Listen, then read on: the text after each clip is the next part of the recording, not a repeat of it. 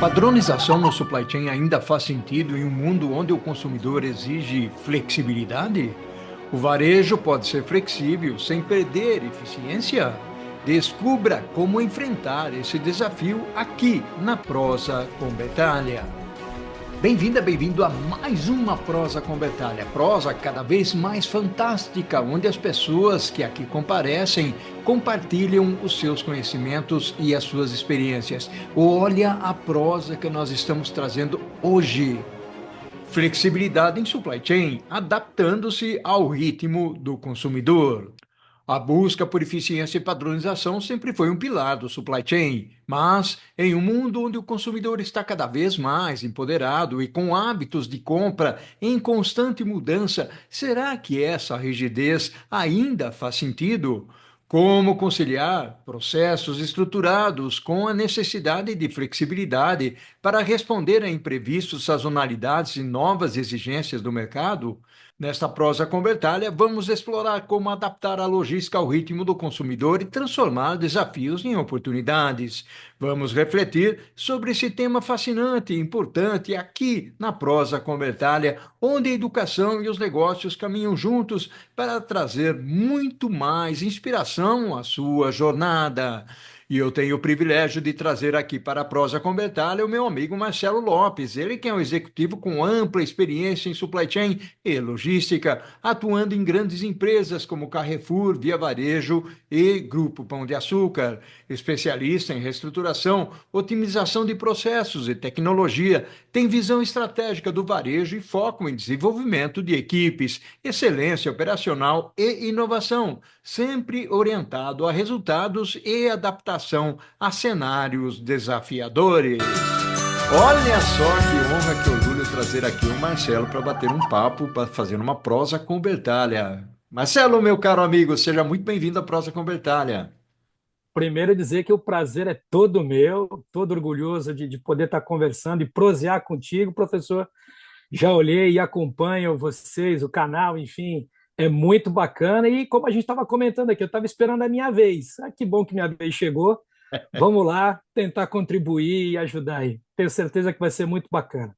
Que legal, feliz da vida aqui com a sua presença e tenho certeza que você vai trazer uma baita de uma contribuição. E já vamos alertando o pessoal, ô Marcelo, para que eles Uhum. possam se inscrever no canal, acionar o Isso, sininho da notificação, botar um joinha para o Marcelo, porque o Marcelo veio isso aqui é trazer muito uma baita. importante, é isso aí. Exatamente, uma baita de uma contribuição aí. Ô Marcelo, já que nós falamos tudo isso, já pedimos para o pessoal compartilhar o vídeo lá nas redes sociais também, contextualize Uhum. pouco esse tema para a gente? Por que que ele é tão importante? Bom, assim, a flexibilidade em supply, hoje eu atesto que essa variável ela é fator de sucesso e de diferenciação. Quando a gente olha para trás, e pelos meus cabelos brancos dá para olhar para trás por um bom tempo, quando eu comecei lá atrás, tal, não sei o quê, a gente buscava, dentro de processos de abastecimento, dentro de processos operacionais, de uma logística de qualquer tamanho de estrutura, num autodistribuidor, num médio, enfim, loja, empresas de varejo, a gente buscava essencialmente pela padronização para a gente poder ter o maior atributo de otimização possível.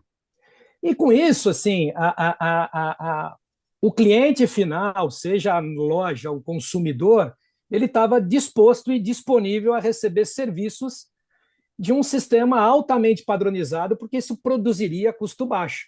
E funcionou por um bom tempo. Então, assim, altas movimentações, pesadas movimentações, full pallet, camada, entrega fracionada ou não fracionada, como é que a gente faz sistemas consolidadores para poder ter o maior atributo possível de otimização. Isso funcionou e funciona por um bom tempo. O problema é que isso só te coloca no mercado. Isso não te diferencia do mercado.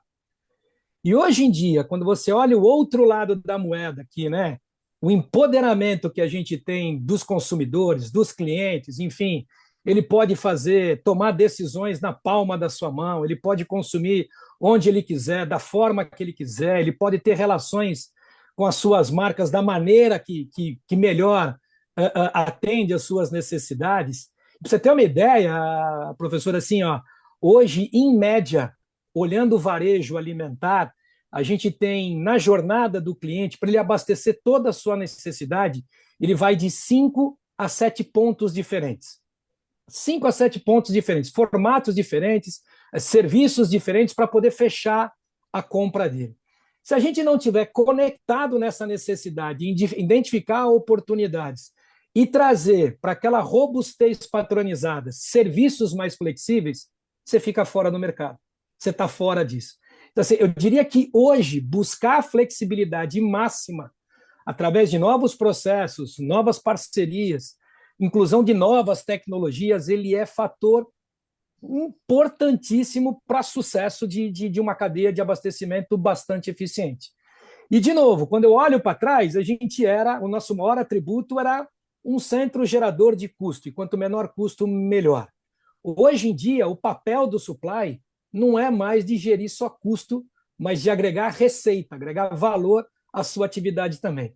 Por isso que a gente tem aí diferentes competidores com diferentes lógicas de abastecimento, todas elas nos ensinando algumas coisas, o que é fundamental, independente do canal físico ou e-commerce nesse sentido, e prioritariamente conectado com uma jornada de cliente que a gente precisa ser obcecado por conhecer essa jornada. Quanto mais a gente conhece, mais flexibilidade a gente traduz nas operações de cadeia de abastecimento.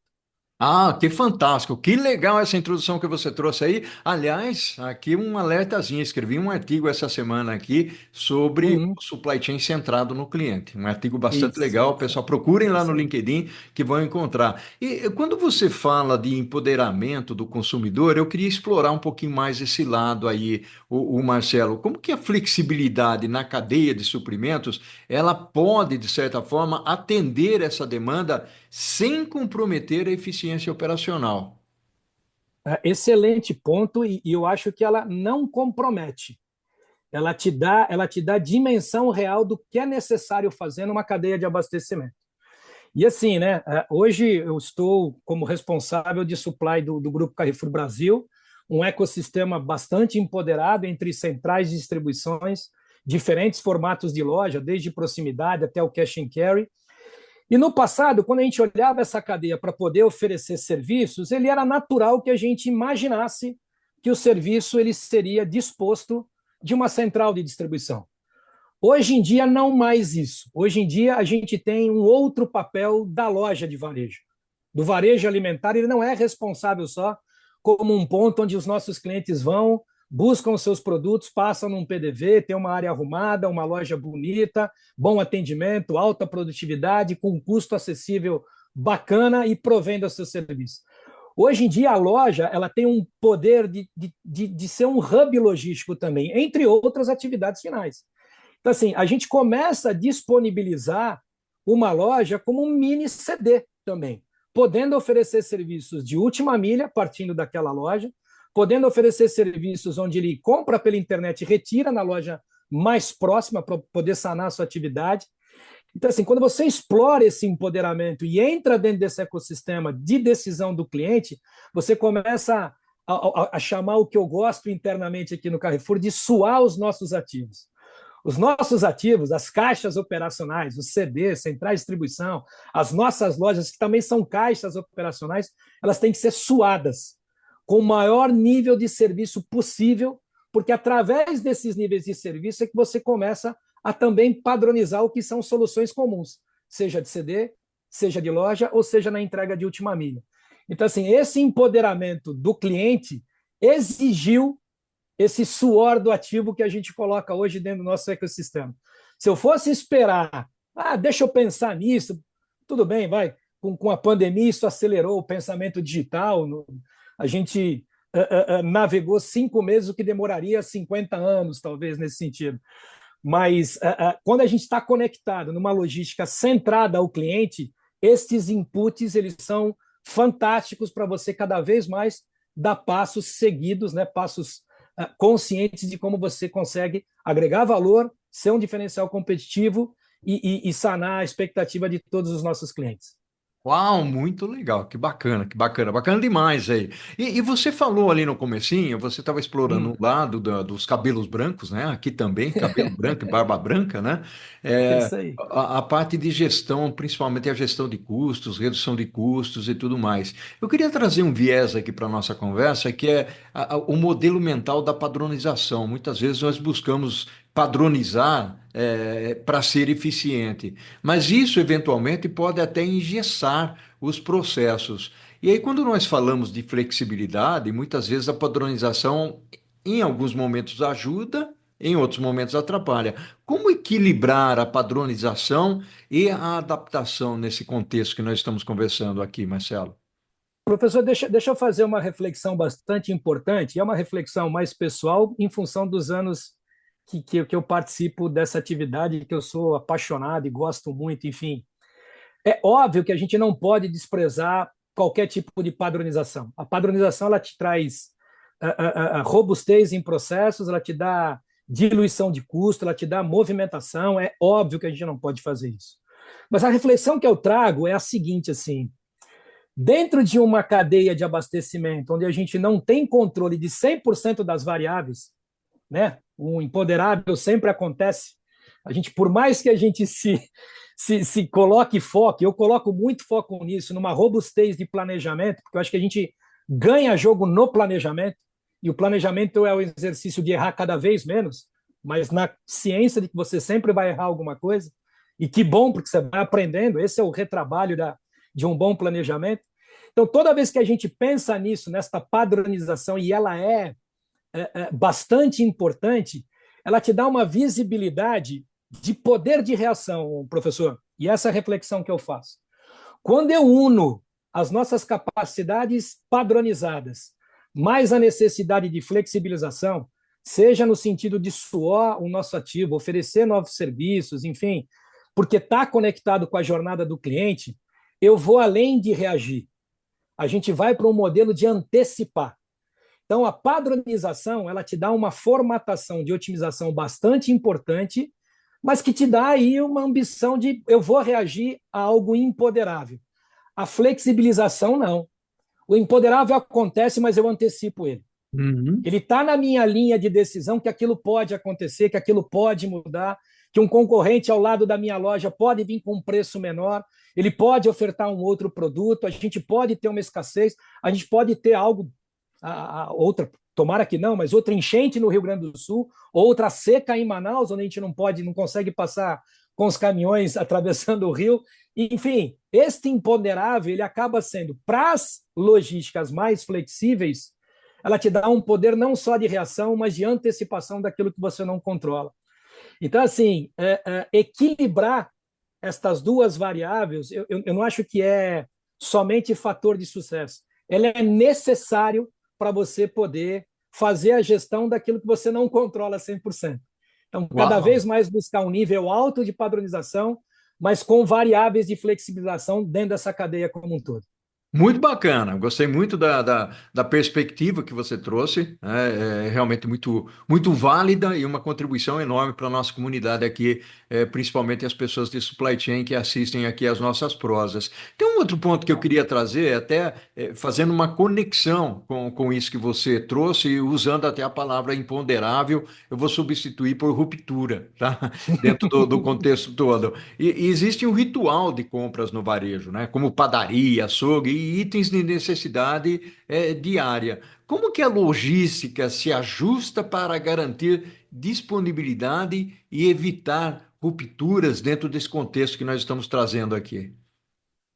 Excelente pergunta, porque ela faz um link muito bacana com o anterior. Primeiro que assim, né, a função principal de uma cadeia de abastecimento eficiente é ter o produto no lugar certo, no momento correto, na quantidade correta e na qualidade correta. Ponto. É que não é tão simples assim, não é tão fácil assim. Se fosse simples, tão simples, a gente estava surfando uma onda fantástica, mas tem aquelas variáveis que a gente não controla, enfim, e que fazem parte do contexto de varejo e de distribuição alimentar, por exemplo. Mas, de novo, eu reforço aqui a necessidade de você ter um direcionamento fortíssimo para planejar. E cada vez mais você ampliar as fronteiras do que eu devo olhar nesse planejamento.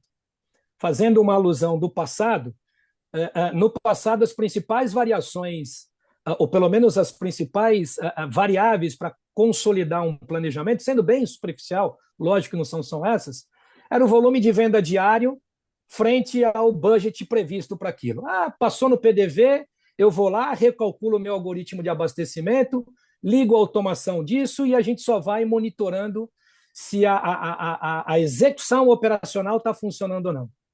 Hoje em dia, a gente traz questões e variáveis muito mais amplas do que isso. A gente olha informações de clima-tempo, informações de produtividade, se é um produto da agricultura ou não, da agropecuária da mesma forma. A gente olha variáveis de frete de importados, o frete internacional nesse sentido também. Então, assim, a gente tem hoje uma amplitude de variáveis que compõem o nosso planejamento de forecasting para os próximos 5, 10, 15, 20 dias, 30, 90 dias e assim sucessivamente. Quanto mais ampliado essa execução, melhor, professor. Quanto mais ampliado as variáveis que eu trago, mais a oportunidade eu tenho de acertar ou de diminuir o meu nível de erro nesse planejamento. E, óbvio, trazendo novas tecnologias. Eu sei que vai falar agora de inteligência artificial, não é moda, isso não é moda, isso é necessário. Eu sou um otimista por natureza, eu sempre prefiro olhar o copo mais cheio do que mais vazio. Eu não tenho dúvida nenhuma que a gente aqui só está engatinhando no tema de inteligência artificial. Tem muito mais por fazer. Inteligência artificial, ela tem uma musculatura de informação e de approach para resolver nós logísticos, ganhos de produtividade, planejamentos muito mais assertivos, logísticas mais flexíveis para ter uma assertividade melhor. Então, assim, a gente só está tateando isso. A hora que a gente tiver, de fato, domínio de boa parte do que é uma inteligência artificial aplicada para cada um dos seus negócios, nós vamos dar saltos estratosféricos de performance e de antecipação de qualquer problema. Então, para manter o produto na qualidade certa, no momento certo, no preço correto e na quantidade correta, invistam em planejamento. S&OP não é uma sopinha de letra. S&OP é uma ferramenta robusta onde você coloca os principais atores da cadeia de abastecimento, não só a logística, o comercial, o pessoal da produção, o fornecedor, as lojas, por exemplo, e tomam decisões de como a gente vai andar para o próximo ciclo de venda, para o próximo ciclo de planejamento. Não pode ser tratado como uma sopa de letrinha, mais uma dessas que tem no vocabulário extenso que o senhor tão bem conhece, professor, dentro da logística.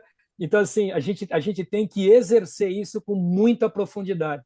O lado bom, o meu lado otimista, é que tem muito por fazer ainda, então a gente não pode ser preguiçoso de achar que já fez tudo que a gente tinha que fazer. Que bacana, legal demais. Aliás, você trouxe aí dois contextos que nós temos uma comunidade no WhatsApp e recentemente nós fizemos uma enquete e dois temas que apareceram fortemente para serem explorados lá na nossa comunidade. É a inteligência É. artificial, a aplicação da inteligência artificial em supply chain e Sales Operations Planning. Marcelo, passou voando aqui o primeiro tempo da nossa prosa. Que Vamos ótimo. fazer o seguinte, meu amigo, vamos chamar a dona Corujinha, ela vem Bora. cantarolar aqui, né, e nós já Uhum. vamos para o segundo tempo, pode ser? Lógico, pode ser. Tá tão bom que passou muito rápido. Olha só que prosa fantástica nós estamos trazendo aqui com o Marcelo. Marcelo que está trazendo uma contribuição, uma baita de uma experiência realmente sobre o tema de supply chain, que é o tema de paixão da galera que acompanha aqui a prosa comentária. Marcelo, meu caro, o planejamento robusto, você já falou de planejamento aí, ele reduz erros, mas, logicamente, imprevistos acontecem. Como trabalhar a gestão de riscos na logística? A gente tem que ter meio que uma bola de cristal, né? E não dá para ter bola de cristal nesse sentido, assim. Mas, de novo, assim, investir fortemente numa robustez de planejamento. O planejamento ele não pode ser único. Você tem camadas de planejamento mais alto nível, então, budget consolidado. Você vai abrindo isso pela necessidade, Abre por região, abre por formato, abre por sortimento, SKU, produto, e assim sucessivamente. Essa robustez é que ela te dá assertividade, ou pelo menos ganhos na eficiência de um bom planejamento. Depois você tem a execução desse planejamento, que é o que a gente chama lá de PPCP, dentro das atividades operacionais. E essas são fundamentais. E são nessas atividades do PPCP onde você gerencia os riscos da logística. Que estava de fato programado para acontecer, todas as variáveis que compunham aquele dia de separação estavam ok, os pickings estavam abastecidos, a gente tinha os FTS corretos, as máquinas estavam disponíveis, enfim, o ambiente operacional estava ativo para você tirar aquilo. A execução do PPCP ela é tão importante quanto o SNOP na minha visão. Desculpa a sopa direitinha, mas é exatamente isso. Assim, a SNOP ela te dá a visão mais não tão granular e o PPCP é o que você tira no dia a dia, o que você se programa para isso. Estas variáveis de risco têm que compor o machine learning desse planejamento. Quanto mais risco você tiver e quanto mais você identificar disso, comemore os erros. É ruim falar isso? Não é não, viu, professor? A Uhum. gente aprende muito mais no erro do que no acerto. Então, assim, se eu tivesse que dar uma sugestão, toda vez que você identificar um erro, comemora. Se você identificar ele rapidamente, comemora em dobro, porque você não gastou tempo errando mais com aquilo. Então, assim, a gente só consegue gerenciar esses riscos quando você tem conhecimento e reconhecimento de que eles podem acontecer. O óbvio na logística não existe. Olha que coisa, não existe o óbvio. Cheque o óbvio. Pode parecer natural de que alguém ia fazer aquilo. Não é natural. Não é natural. Você tem que checar aquilo, tem que entender se aquilo de fato está acontecendo ou não. Não é extrair do ser humano coisas que ele não pode fazer. Você tem ferramentas para checar aquilo. Mas transferir a responsabilidade para o óbvio pode ser um risco. E esse risco pode afetar toda a tua cadeia de abastecimento.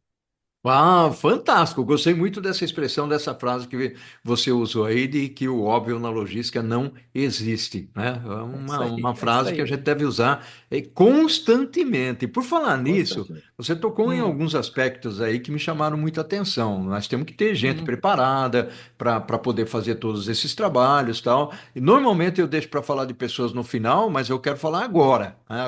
Até hum. porque para fazer uma conexão com o que você falou. Falar sobre talentos, né? A contratação de talentos é fundamental nesse processo todo que nós estamos conversando aqui. Por que contratar pessoas? E aí eu vou usar uma expressão que é fantástica. Por que contratar pessoas melhores que nós faz a diferença na gestão de supply chain, Marcelo? Ó, essa frase é uma frase que eu aprendi.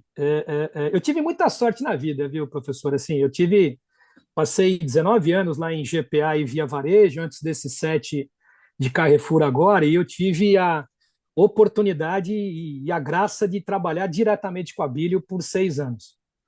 E eu aprendi exatamente isso com ele num momento muito, muito importante da minha carreira. Estava deixando de ser um jovem talento para, de fato, assumir posições maiores.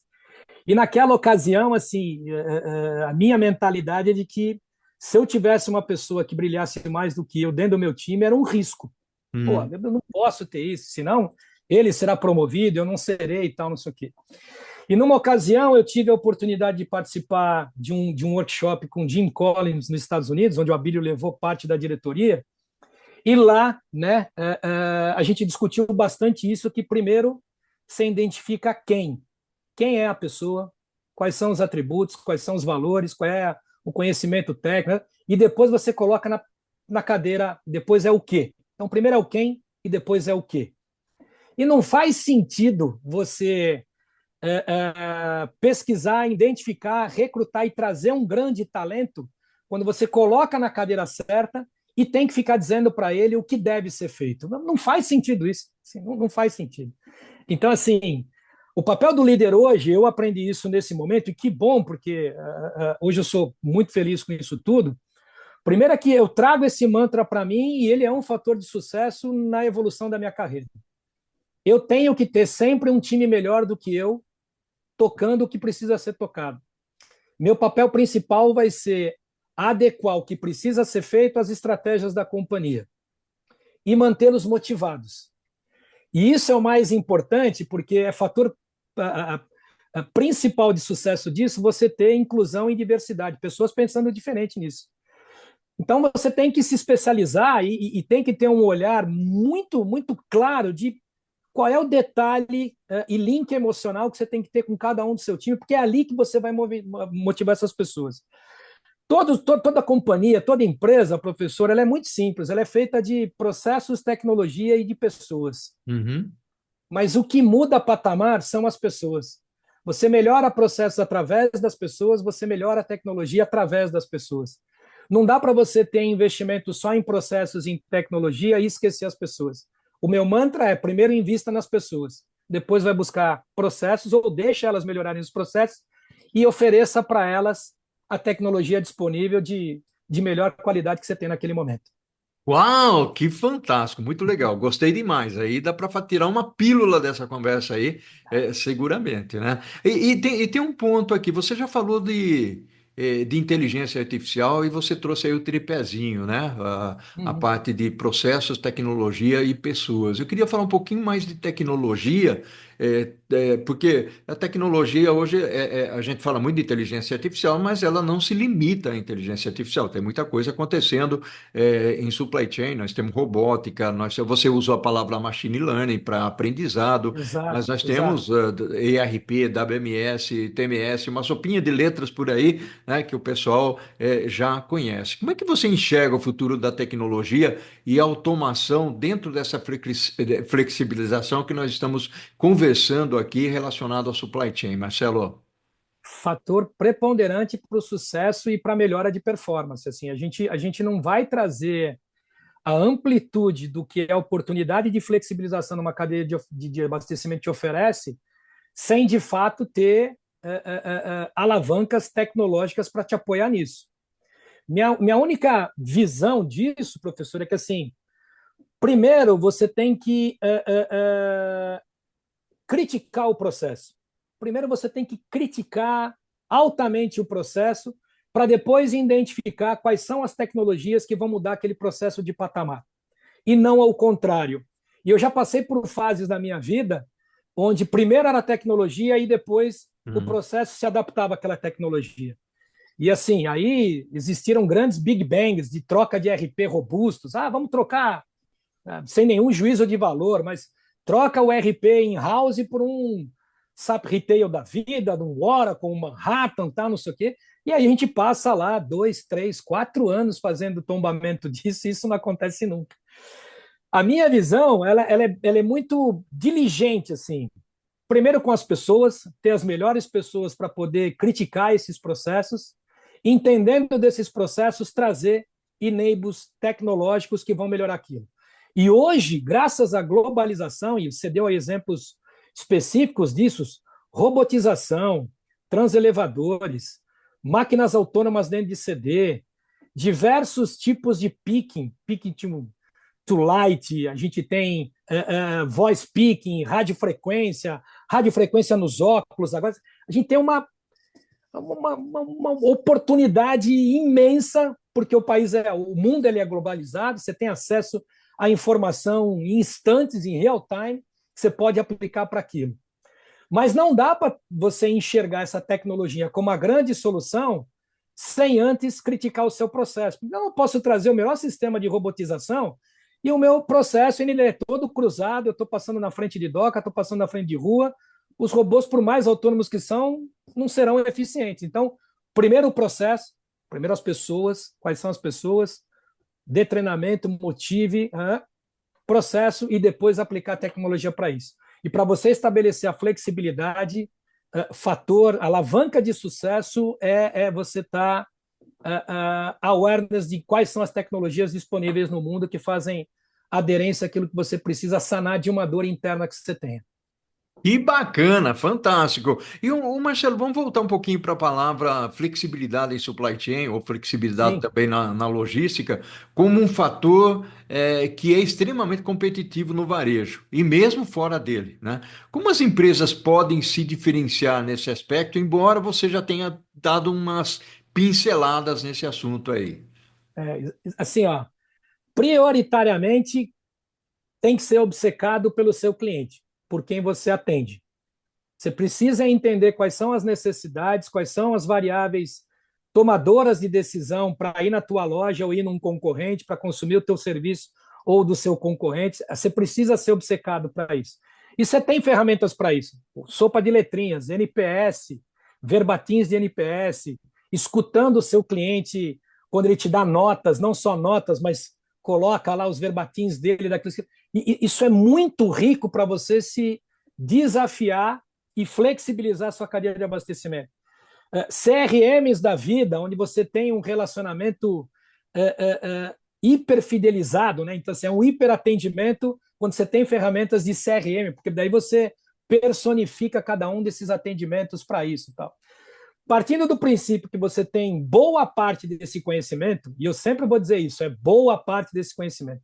As pessoas mudam, o mercado muda, as necessidades mudam, mas partindo do princípio que você tem boa parte disso, como é que você reflete isso nos seus processos operacionais, nos seus sistemas de movimentação e nas alocações de serviços que você está fazendo? Você tem que ter essa discussão. E ela não é uma discussão estratégica, ela é uma discussão de decisão operacional. Adicionar um link logístico, adicionar uma frequência numa região ou tirar essa frequência, ela tem que estar ligada a um verbatim ou uma necessidade na jornada do nosso cliente. E não necessariamente para reduzir o seu custo. Se você tomar essas decisões pensando só na redução de custo, você está reduzindo o teu potencial de receita também. E assim, professor, a receita, a venda, ela muda o humor de qualquer companhia. Se você vender bem, o humor está lá em cima. Se você não vender, por mais otimizado de custo que você esteja, sua performance não está boa. Então, assim, é preferível a gente sempre trabalhar na primeira linha do nosso PNL, qual é a receita, e supply faz parte disso. Supply não é um back-office disso, ele é um fator diferencial para esse tipo de adequação de valor agregado. Então, assim, quanto mais a gente trabalhar a primeira linha, as outras estão todas influenciadas por isso. E, assim, fator de humor dentro de qualquer companhia é bater meta de venda, que ótimo, bacana. Aí vamos ver a margem, aí vamos ver os custos, tá tudo certo, mas bater uma meta de venda, o humor muda. Ah, que legal, é verdade, né? Com certeza esse é o caminho. Nós estamos chegando ao final da nossa prosa, Marcelo. Que Tá voando pena. aqui, tá? Mas eu não poderia deixar de te fazer uma pergunta que vale aí, não é US$ 1 milhão, são US$ 6 milhões, né? Você é a época do Cyborg ou não? Sou, ó, Steve Austin, o nome dele era Steve Austin. É, exatamente, Steve Oz, é boa, boa, né? Os jovens não vão saber do que nós estamos Não vão falando saber o aqui. que é isso. Que- Pergunta depois no chatzinho, a gente responde para eles, não tem problema. Exatamente. Que conselhos você daria para profissionais que querem atuar em supply chain com uma mentalidade mais adaptável e inovadora? Qual é a sua visão sobre isso? Pô, tem tanta coisa para falar nisso que acho que dava mais uma prosa só essa pergunta, viu, professor? Mas assim, se eu tivesse que falar por valor agregado, primeiro que é o seguinte, assim, né? Olhando especificamente para o meu exemplo, eu nunca cresci dentro do conforto. Sempre foi na zona fora do conforto. Sempre. Eu nunca tinha certeza 100% que eu estava preparado para sentar naquela cadeira. Nunca tive essa certeza. Nunca estava preparado realmente para aquilo. Então, assim, a zona de conforto não te tira do lugar. Portanto, para quem está nos assistindo aqui, está passando por momentos de instabilidade naquilo que está fazendo, não está confortável com aquilo, comemore. Porque você está aprendendo, você está se desenvolvendo, tal, não sei o quê. Complementando esse lado, assim, é fator preponderante para você atuar e ser mais adaptável numa gestão mais inovadora. E inovação não é só tecnológica, é melhorar processo, e é algo que eu trago para mim, professor, é assim, ó, se mantenha com um nível de curiosidade lá em cima. Seja curioso. Como eu falei, o óbvio não existe. A zona de conforto não te leva para onde você precisa ir. E para você sair da sua zona de conforto, você precisa se manter curioso. aprenda. Essa nossa prosa aqui é um aprendizado Hum. absurdo para mim. Conversa com pares, ir a mercado, conhecer outros mercados, outros modelos. Isso é fundamental. Ler coisas que não são no seu dia a dia, conversar sobre outros temas, ele sempre vai te agregar algum conhecimento que, se você não utilizar naquele momento, mais para frente você vai lembrar de alguma coisa, você vai fazer, tal, não sei o quê. Mas a capacidade que a gente tem hoje de desaprender para aprender coisas novas complementa essas minhas 3 dicas. Não atue na sua zona de conforto, seja curioso, e para ser curioso, tenha a capacidade de desaprender, e a capacidade de desaprender é você, de fato, aceitar que aquilo que você fazia por 10 anos não tem o mesmo valor de 10 anos atrás. Portanto, desaprende a fazer aquilo para aprender a fazer coisa melhor. Uau, que bacana, legal demais. Brilhante contribuição aqui para a nossa comunidade. O Marcelo, gratidão enorme pela sua participação, meu amigo.